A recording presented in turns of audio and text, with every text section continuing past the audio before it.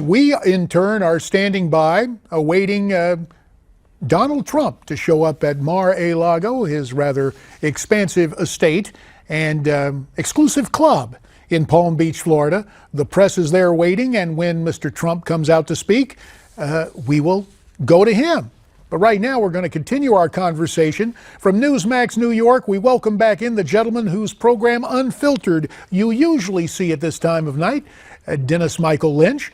And from Newsmax, Washington, we are pleased to be joined by my old ally in the battles on Capitol Hill, former Michigan Congressman Pete Hoekstra, who was the former chairman of the House Intelligence Committee. And we will also welcome in retired Army Colonel Patrick Murray, both of those gentlemen, again, coming to us from Newsmax, Washington.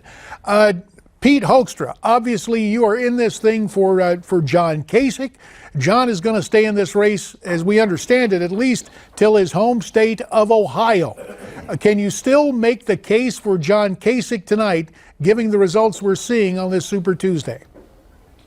Yeah, I think the results that we're seeing tonight, JD, are very consistent with John's expectations. And for Team Kasich, we thought we'd do well in the Northeast. We're going to finish, it looks like, a solid second in 2 or 3 states from the Northeast. John has always focused his campaign around doing well in the Midwest, Ohio, Michigan, places like Pennsylvania, the kind of states that a Republican is going to have to win in November if we expect to have a Republican president in January of 2017. Those are the places where John is going to, we hope, excel and make the compelling case that he should be our nominee. Colonel Murray, you are a warrior. Politics has been compared to a war without shooting, at least not in the literal sense.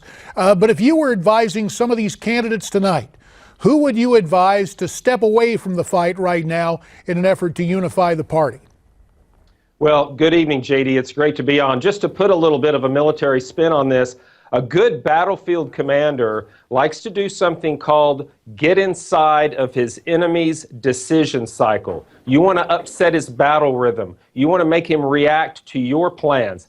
And guess what? That has been textbook Donald Trump thus far in this primary race, and I think that's going to continue to happen. And it's getting more and more difficult, especially for Marco Rubio, to find a path forward just purely on math that gets him to 1,237 delegates. And I think the same is the case for Dr. Carson and Governor Kasich. Dennis Michael Lynch, you said earlier that you believe that Marco Rubio, and I joked about the emphasis being on the last syllable of his name as he has yet to record any type of electoral victory in this campaign. You said earlier that Rubio is in danger of completely throwing away whatever political prospects he might have for the future. Again, elaborate on that. He's done. I mean, look, he can't win a state. And I think, you've been asking me a couple of times, why do people support Trump? I think the number one issue here for this entire election is immigration, both mass immigration legally and the illegal immigration problem we have. People losing their jobs, people feel unsafe. We've got the rise of ISIS. I mean, you could basically skateboard through the border, and now you're being told as of today by the head of Border Patrol, hey, Border Patrol agents, if you don't like the way President Obama is handling things, quit. I mean, where are we as a country? So people have had it with that. So when you look at Marco Rubio and the fact that he is, the crafter of the Gang of 8 bill, people are tired of that. In addition to that, the one guest there had said about how it was that John Kasich is coming in second. 49% of Massachusetts voted for Donald Trump, 17% so far for Kasich. So that might be second place, but as far as I'm concerned, it's an irrelevant second place. I think what needs to happen now is Marco Rubio, John Kasich, Mr. Carson have to step to the side, and we've got to make this a two-man race between Cruz and Donald Trump. Pete Hoekstra, there's been a lot of speculation that John has been deliberately courteous, that it's not just his campaign style to, quote, stick with the issues, but to make him a palatable, practical choice for the number 2 spot on the ticket, given the historic importance of Ohio, the fact that no Republican has won the White House without winning Ohio. Do you believe there is something to some of that buzz out there, Pete Hoekstra? Well, if you're talking about the buzz, number one, when you talk to John, John's made it very clear. He's in this race for one thing, and that's to be the Republican nominee for president. Now, speaking personally, JD, you and I worked with John when we balanced the budget and got that kind of success. John Kasich, not only for the electoral needs of winning Ohio, but just his capabilities of working with other people and getting things done. John Kasich would be an ideal candidate for vice president, and more importantly, he could function very effectively in that role and complement whoever the top of the nominee is. The problem is that we can't have a Kasich ticket, or we'd be all set. Spoken like a Kasich supporter. JD, go ahead, DML. JD, can I jump in here? Sure. Let me tell you something. I will tell you right now. I talk to enough people on a daily basis.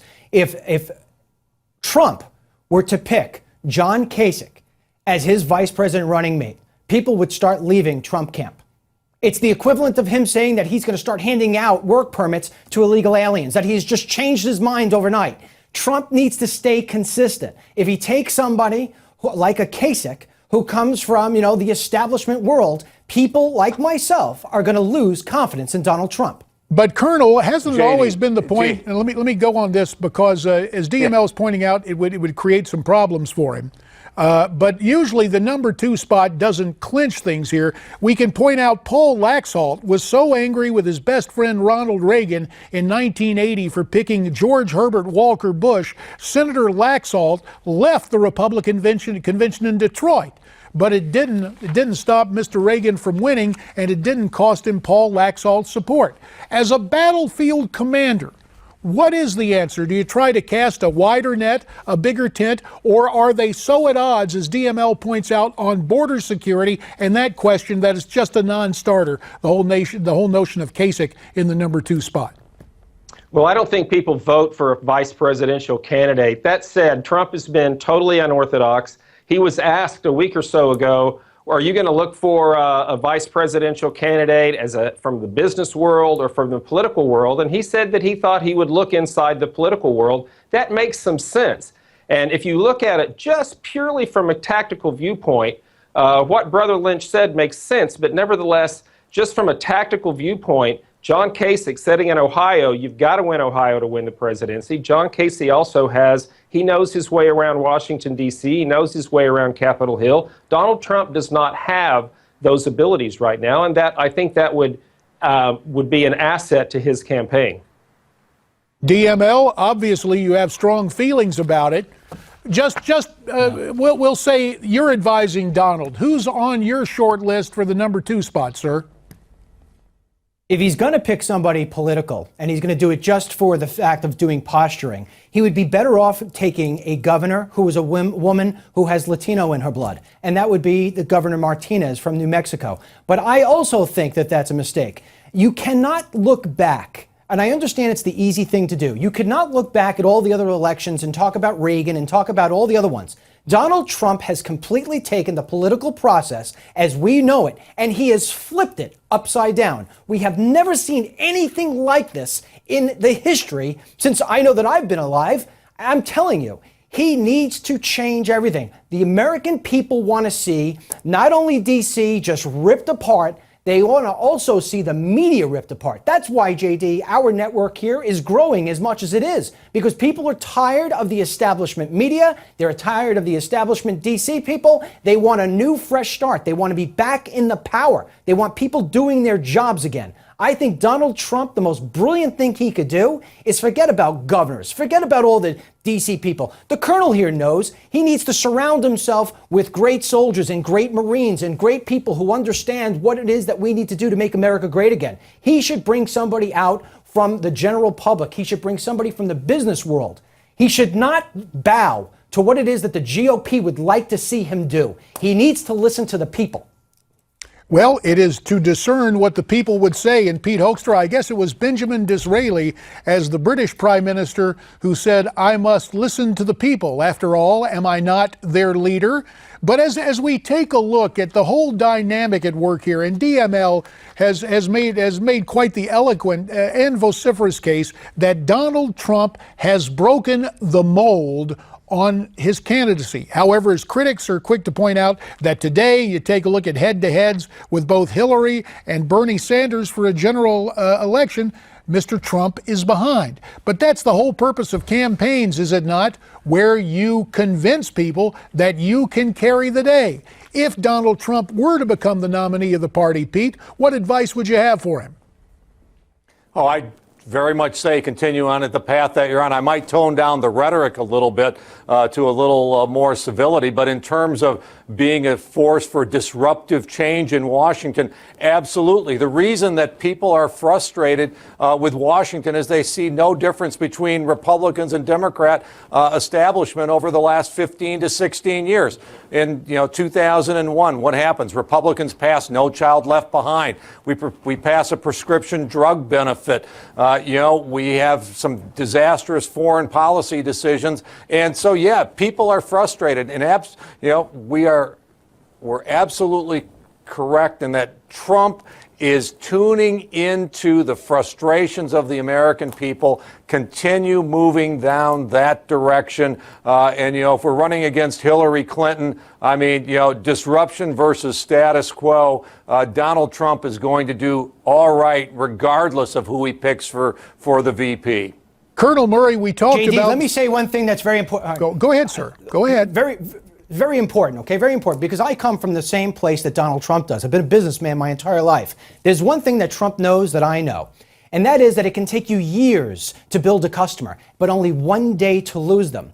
Donald Trump, you ask about if we were advising him, I'd say to him, Donald, you have to understand you're not in the pole position because you're Donald Trump. You're in the pole position because the people, me, everybody else here in America has put you there. You have to stay there, and the way that you stay there is that you remember that we're the ones who put you there. The minute he forgets that, the minute he starts to go back talking about all his huge companies, people are going to start to lose confidence. He has started to become a presidential candidate, JD. I have watched him every day since June. He went from talking about his huge companies and everything about him to start talking about vets and the American people and getting people back to work. If he stays on that track, he will be the president of the United States. Colonel Murray, let me turn to you. I had occasion to meet with the guys at TRADOC, Training and Doctrine, and they talked about chaos management, where everything changes within 15 minutes. DML made the case, he spoke glowingly of someone from outside.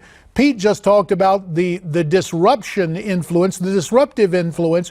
Is there someone in the military today who could be the running mate for a guy like Donald Trump? He does need to surround himself with some knowledgeable people, especially with regards to foreign policy and in the military. And I think there are a number of individuals. I have a choice that I've said for quite some time, and that's Colonel Allen West. I think he would make a great vice presidential candidate. He was a congressman for one term from Florida. He's now in Texas. He's a friend of mine. He's a terrific soldier and a great American who believes in limited government and individual liberty. And I think he would be a terrific asset to a Trump campaign. Colonel